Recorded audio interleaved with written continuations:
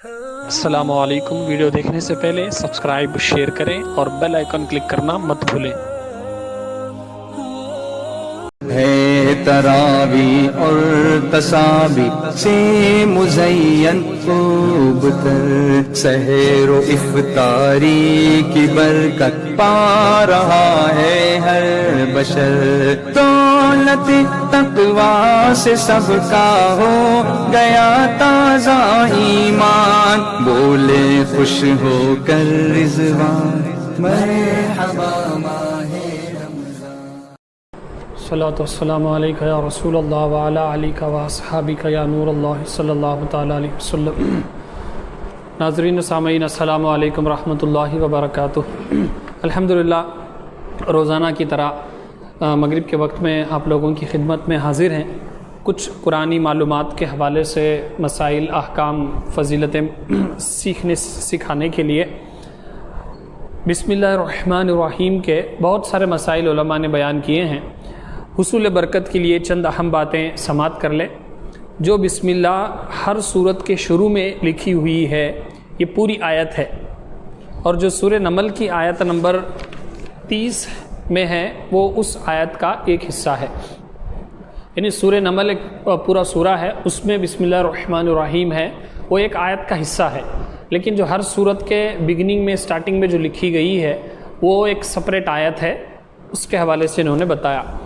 بسم اللہ ہر سورت کے شروع کی آیت نہیں ہے، بلکہ پورے قرآن کی ایک آیت ہے جسے ہر سورت کے شروع میں لکھ دیا گیا۔ ابھی ایک امپورٹنٹ بات ہے، بسم اللہ الرحمن الرحیم یہ ایک ہی آیت ہے، لیکن ہر سورے کے شروع میں اس کو لکھ دیا گیا ہے۔ کیوں لکھا گیا؟ ریزن بتا رہے، تاکہ دو سورتوں کے درمیان فاصلہ ہو جائے، ایک ڈیفرینشیشن اور ایک فرق قائم ہو جائے کہ یہاں سے ایک دوسرا سورہ قائم ہو رہا ہے، یہاں سے ایک الگ سورہ قائم ہو رہا ہے، شروع ہو رہا ہے۔ اس لیے تو بسم اللہ الرحمن الرحیم یہ ایک ہی آیت ہے جو ہر سورے کے شروع میں لکھ دی گئی ہے، اور اس کا مقصد اس لیے لکھا گیا ہے تاکہ دو سوروں کے درمیان ایک فاصلہ ہو۔ اسی لیے سورت کے اوپر امتیازی شان میں بسم اللہ لکھی جاتی ہے، یعنی یونیک وے میں اور بولڈ لیٹرز میں ہائی لائٹ کر کے اس کو لکھا جاتا ہے۔ ہر سورے کے شروع میں بسم اللہ لکھی جاتی ہے، آیت کی طرح ملا کر نہیں لکھتے۔ اور امام جو ہے جہری نمازوں میں بسم اللہ آواز سے نہیں پڑھتا، نیز حضرت جبرائیل علیہ السلام جو پہلی وحی لے آئے اس میں بسم اللہ نہ تھی، یعنی پہلی وحی جب لائے اقرا بسم ربک الذی خلق تو اس میں بسم اللہ نہیں تھی، یہ بعد میں سورہ نمل میں یہ آیت شامل ہوئی، تو پتہ یہ چلا کہ یہ ایک آیت ہے قرآن کی، لیکن ہر سورے کے شروع میں اس لیے اس کو لکھا گیا بسم اللہ الرحمن الرحیم تاکہ دو سوروں میں ایک سورے کے بعد دوسرے سورے میں فرق یہ ہو جائے۔ تراویح پڑھانے والے کو چاہیے کہ وہ کسی ایک سورت کے شروع میں بسم اللہ آواز سے پڑھے تاکہ ایک آیت رہ نہ جائے۔ اب یہ بسم اللہ الرحمن الرحیم جو ہے یہ ایک آیت ہے، اس لیے یہ بہتر ہے کہ تراویح پڑھانے والے، کیونکہ وہ پوری قرآن مکمل کرتے ہیں تراویح میں، تو وہ بسم اللہ الرحمن الرحیم کسی نہ کسی سورے کے شروع میں ایک مرتبہ وہ بسم اللہ پڑھ لے تاکہ ایک آیت مس نہ ہو۔ تلاوت شروع کرنے سے پہلے اعوذ باللہ من الشیطان الرجیم پڑھنا سنت ہے، تو جب بھی آپ قرآن پاک پڑھیں اعوذ باللہ من الشیطان الرجیم پڑھنا یہ جو ہے یہ سنت ہے۔ اسی طریقے سے ہر اچھے کام سے پہلے بھی کبھی کبھار جو ہے یہ اگر آپ اعوذ باللہ من الشیطان الرجیم پڑھیں گے آپ تو اس کی بہت ساری برکتیں ہیں۔ اسی طریقے سے رات میں سوتے وقت بھی اگر برے خواب وغیرہ، ڈر لگ رہا ہے اور بہت سارے اگر نیند صحیح سے نہیں آ رہی ہے یا گھبراہٹ ہو رہی ہے تو اعوذ باللہ من الشیطان الرجیم بندہ پڑھے، اس کے حوالے سے بھی یہ بتایا گیا۔ لیکن اکثر شاگرد استاد سے قرآن مجید پڑھ رہا ہو تو اس کے لیے سنت نہیں۔ اگر شاگرد استاد سے قرآن مجید پڑھ رہا ہو تو اس کے لیے سنت نہیں ہے، یعنی اگر آپ انڈیویجولی پڑھ رہے ہیں تو اس وقت اعوذ باللہ من الشیطان الرجیم پڑھیں آپ، لیکن اگر شاگرد استاد سے قرآن مجید پڑھ رہا ہو تو اس کے لیے یہ سنت نہیں ہے۔ سورت کی ابتدا میں بسم اللہ پڑھنا سنت ہے ورنہ مستحب ہے۔ ہر سورے کے شروع میں جو ہے یہ بسم اللہ پڑھنا سنت ہے، اگر شروع میں سورت کی ابتدا میں بسم اللہ پڑھنا سنت اور مستحب ہے۔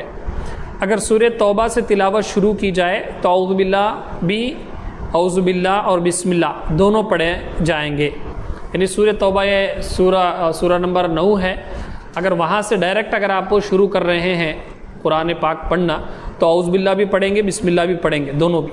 اور اگر تلاوت کے دوران سورہ توبہ آ جائے تو وہاں بسم اللہ پڑھنے کی حاجت نہیں ہے۔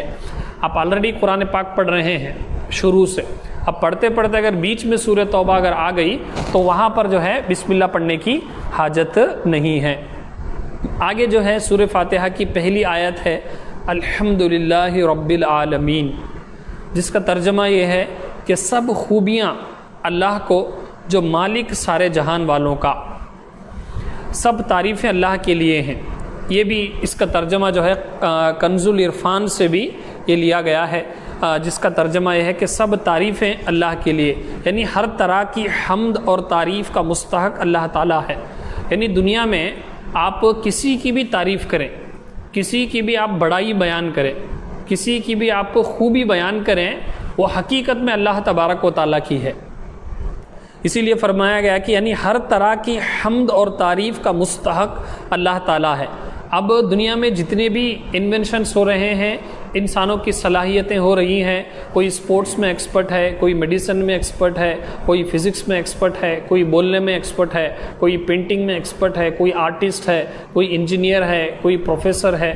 ان تمام انسانوں کی خوبیوں کو کس نے عطا کی؟ کس نے؟ اللہ تبارک و تعالیٰ نے۔ اسی لیے فرمایا گیا کہ یعنی ہر طرح کی حمد اور تعریف کا مستحق اللہ تعالیٰ ہے، کیونکہ اللہ تعالیٰ کمال کی تمام صفت کا جامع ہے۔ یعنی جو بھی کمال، جو بھی اچھائی، جو بھی خوبی آپ سوچ سکتے، آپ کے ذہن میں آ سکتی، وہ تمام چیزیں اللہ تبارک و تعالیٰ کی ذات کے اندر موجود ہے۔ اسی لیے اللہ تبارک و تعالیٰ تمام تعریف کا مستحق ہے۔ حمد کے معنی ہے کہ کسی کی اختیاری خوبی کی بنا پر اس کی تعریف کرنا، یعنی اللہ تبارک و تعالیٰ کی اس طریقے سے حمد کا معنی یہ کہ کسی کی بھی اختیاری خوبی کی تعریف کرنا، اور شکر کی تعریف یہ ہے کہ کسی کے احسان کے مقابلے میں زبان، دل یا اعضاء سے اس کی تعظیم کرنا۔ اور ہم چونکہ اللہ عز و جل کی حمد عام طور پر اس کے احسانات کے پیش نظر کرتے ہیں، اسی لیے ہماری یہ حمد شکر بھی ہوتی ہے۔ یعنی حمد کا معنی ہوتا ہے کہ کسی کے اندر جو کوالٹی ہو، کسی کے اندر کوئی خوبی ہو تو اس کی تعریف بیان کرتے ہیں تو اسے ہم حمد کہتے ہیں۔ جیسے بہت اچھا اسپورٹس مین ہے، بہت بہترین کھیلتا ہے، جب آپ اس کی تعریف کریں گے تو اسے حمد کہیں گے۔ اور اگر کوئی بندہ آپ کو ہیلپ کیا ہے، اس نے آپ کو ضرورت تھی پیسوں کی تو اس نے آپ کو 1 لاکھ روپے دیے، جب آپ اس کی تعریف کرتے ہیں بہت اچھا آدمی بھائی مجھے ہیلپ کرا، تو یہ شکر ہم کہتے ہیں، یہ شکر کا طریقہ ہوتا، کیونکہ احسان کے بعد جب آپ تعریف کریں گے تو یہ شکر کہلاتا ہے۔ بغیر کسی احسان کے اس کی ایکسٹرا آرڈینری کوالٹی کو دیکھ کر، اس کی ایک بڑی خوبی کو دیکھ کر جب آپ تعریف کرتے ہیں اس کو حمد و ثنا کہتے ہیں۔ لیکن اس نے آپ کے اوپر کوئی احسان کیا، اس نے آپ کو کچھ دیا، اس نے آپ کو ہیلپ کیا، سپورٹ کیا، جب آپ اس کی تعریف کریں گے تو یہ احسان کہلاتا ہے۔ اب کیونکہ اللہ تبارک و تعالیٰ کے بہت سارے احسانات ہمارے اوپر ہیں، اب اللہ تبارک و تعالیٰ بہت سارے اور ہر کمال کی خوبی کا جامع بھی ہے، تو دونوں صورتوں میں یہ شکر بھی ہو جاتا اور حمد بھی ہو جاتا۔ جب ہم اللہ تبارک و تعالیٰ کی تعریف کرتے ہیں یہ حمد و ثنا بھی ہے اور یہ اس میں شکر بھی آ جاتا ہے۔ اور زبان سے ہم تعریف یا شکر ادا کرتے ہیں، جیسے الحمدللہ بولنا، آپ کوئی بھی دعا لے لیں اس میں الحمدللہ آپ کو آئے گا۔ کھانے کے بعد الحمدللہ الذی اطعمنا وسقانا، اس میں بھی الحمدللہ ہے۔ باتھ روم سے جب آپ باہر آتے ہیں تو الحمدللہ آفانی، وہ جو دعا ہے تو اس میں بھی الحمدللہ ہے۔ کھانا کھانے کے بعد، اسی طریقے سے اٹھنے کے بعد، نیند سے جب بندہ بیدار ہوتا تب بھی ہر دعا میں الحمدللہ، آئینے میں دیکھنے کی دعا اس میں بھی الحمدللہ۔ تو یہ زبان سے اللہ تبارک و تعالیٰ کی ہم تعریف کرتے، شکر ادا کرتے۔ دل سے اس کے دل سے شکر کرنے کا مطلب یہ کہ دل میں کوئی شکوہ شکایت پیدا نہ ہو، بندہ مطمئن رہے، اللہ کے فیصلے پر، اللہ کی رضا پر بندہ راضی رہے، دل میں کوئی بھی برا خیال نہ آئے، یہ دل سے شکر کرنا۔ اعضاء سے اللہ تبارک و تعالیٰ کی بندگی میں اس کے اعضاء کو استعمال کرنا، یعنی آنکھوں سے غلط چیز نہیں دیکھنا، کانوں سے غلط چیزیں نہیں سننا، ہاتھ سے کسی کو تکلیف نہیں دینا، زبان سے گالیاں نہیں بکنا۔ اچھی چیزوں کو اگر آپ اپنے اعضاء کو استعمال کریں گے، زبان کو درود پاک پڑھنے، قرآن پڑھنے میں، تو یہ زبان سے شکر کرنے کا طریقہ ہے۔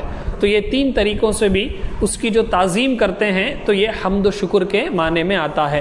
آگے اللہ تبارک و تعالیٰ کی حمد و ثنا کے حوالے سے، اس کے ذکر کے حوالے سے بہت سارے فضائل بیان کیے گئے۔ ایک حدیث کو بتا کر میں گفتگو کو ختم کروں گا۔ اللہ تعالیٰ بندے کی اس بات سے خوش ہوتا ہے کہ وہ کچھ کھائے تو اللہ تعالیٰ کی حمد کرے، اور کچھ پیے تو اللہ تعالیٰ کی حمد کرے۔ تو اس سے پتہ یہ چلا کہ ہم کچھ بھی کھائیں، جوس پی رہے، چائے پی رہے، ایک جملہ الحمدللہ، بہت اللہ تبارک و تعالیٰ اس بات سے خوش ہوتا ہے۔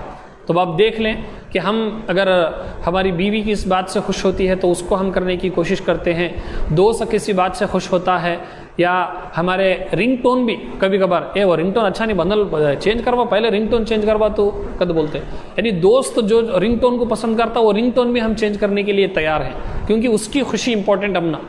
گاڑی اگر گاڑی کا کلر اچھا نہیں گا تو یہ گاڑی جم رہی نہیں تو یہ دوسری گاڑی لینا، یا گاڑی اچھی لگتی نہیں تم نے تو گاڑی چینج کر ڈال کے، یہ تو دوست کی خوشی امپورٹنٹ۔ اب آپ اندازہ لگائیں کہ اللہ تبارک و تعالیٰ اس بات سے خوش ہوتا ہے کہ وہ کچھ کھائے، بندہ کچھ کھائے تو اللہ تعالیٰ کی حمد کرے، اور کچھ پیے تو اللہ تعالیٰ کی حمد کرے۔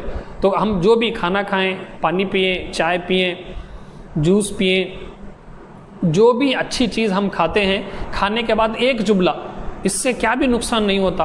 ہماری اس زبان سے ہم کتنی بیکار باتیں کر لیتے، کتنے ہم گندی باتیں بھی کر لیتے، گانے گا لیتے، گالیاں بک لیتے، لیکن اگر ایک جملہ ہم الحمدللہ کہیں گے، اس کی عادت بنائیں۔ یہ چھوٹی چھوٹی چیزیں ہیں، لیکن اس سے بندے کی روحانیت میں ترقی پیدا ہوتی، اس سے بندے کے اندر ایک نکھار پیدا ہوتا، اس سے جو ہے اس کی اسپریچول ڈیولپمنٹ ہوتا۔ ایک ہوتا پرسنالٹی ڈیولپمنٹ، ایک ہوتا اسپریچول ڈیولپمنٹ۔ الحمدللہ بولنا، بسم اللہ بولنا، آس پاس لوگ بیٹھے سب کے ساتھ آپ چائے پی رہے، آپ چائے پینے کے بعد چائے کا گلاس رکھتے رکھتے الحمدللہ بولیں۔ ہو سکتا ہے کہ سامنے والے بلّہ کا ایکٹنگ کرتا ہے نہیں کا تو بولے آپ کو، لیکن آپ اللہ کی رضا کے لیے، ثواب کے لیے آپ بولیں، 2-3 لوگ دیکھ کر سیکھ لیں گے۔